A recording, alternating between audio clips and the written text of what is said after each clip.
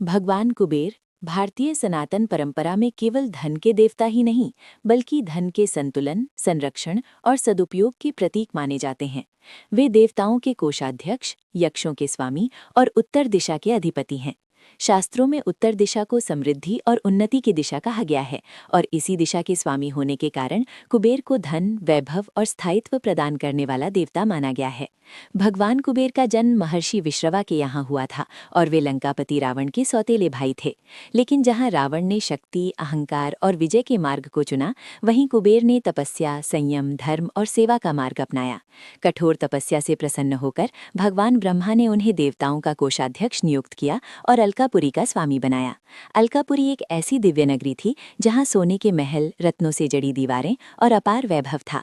लेकिन इस समृद्धि के बावजूद कुबेर स्वयं अत्यंत विनम्र, शांत और धर्मपरायण बने रहे।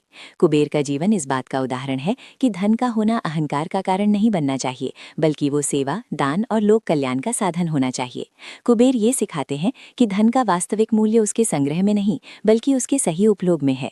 वे धन तो प्रदान करते हैं, लेकिन साथ ही ये बुद्धि भी देते हैं कि उस धन का उपयोग कैसे किया जाए जिससे जीवन में स्थिरता बनी रहे और समाज का कल्याण हो। यही कारण है कि कुबेर को केवल धन का देवता नहीं, बल्कि धन के प्रबंधन का देवता भी कहा जाता है।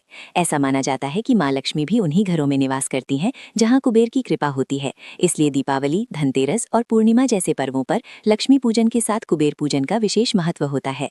लोग आज भी श्रद्धा के साथ कुबेर मंत्र का जाप करते हैं और विश्वास करते हैं कि इससे केवल धन की प्राप्ति ही नहीं, बल्कि आर्थिक स्थिरता, कर्ज से मुक्ति और व्यापार में उन्नति होती है। भगवान कुबेर का स्वरूप भी अत्यंत अर्थपूर्ण है।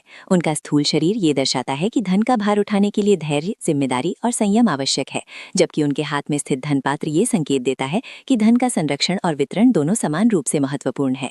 कुबेर ये संदेश देते हैं कि यदि धन का उपयोग गलत मार्ग पर किया जाए तो वही धन मनुष्य के लिए बंधन बन जाता है, लेकिन यदि धन धर्म, परिश्रम और करुणा के साथ अर्जित और उपयोग किया जाए तो वही धन जीवन को सुख, शांति और समृद्धि से भर देता है।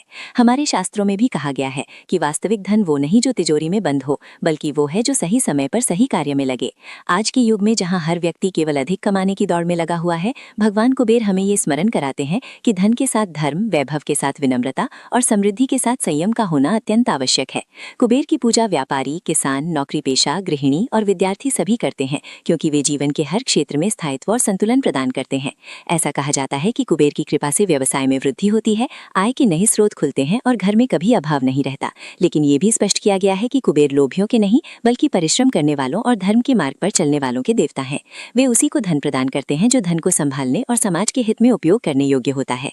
इसलिए यदि जीवन में स्थायी समृद्धि चाहिए तो केवल धन की कामना नहीं, बल्कि धन के साथ सही सोच, सही कर्म और सही मार्ग का चयन भी आवश्यक है।